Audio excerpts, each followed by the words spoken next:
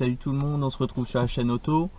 Donc là, toute petite vidéo juste pour vous montrer comment changer un filtre d'habitacle ou le filtre à pollen.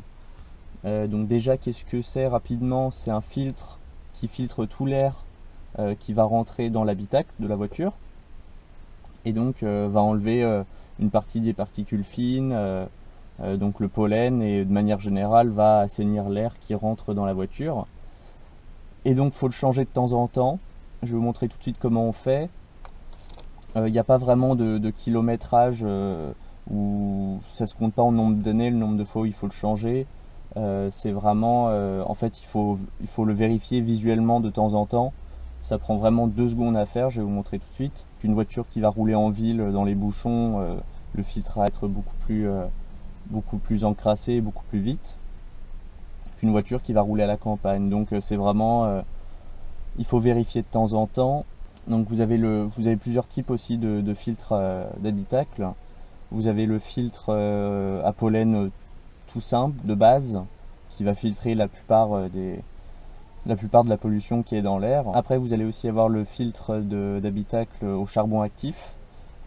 Donc ça utilise une réaction chimique pour nettoyer encore mieux l'air. Polyphénol, qui lui garantit vraiment le blocage de tous les allergènes. Donc c'est vraiment le top du top pour les filtres d'habitacle. Mais bon, celui au charbon actif suffit amplement, hein.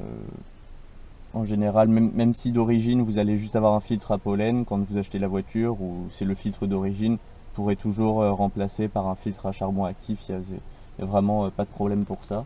Donc je vais vous montrer tout de suite comment on fait.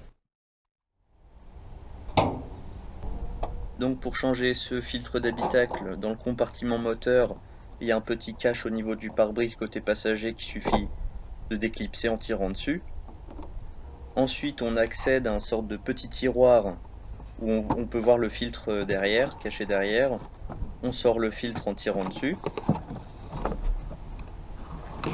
Donc une fois sorti le filtre, on l'inspecte visuellement, on vérifie sa couleur. Donc là on voit qu'il est grisonnant, il était beaucoup plus blanc à la base, mais il lui reste encore quelques temps à vivre, je le changerai d'ici quelques mois.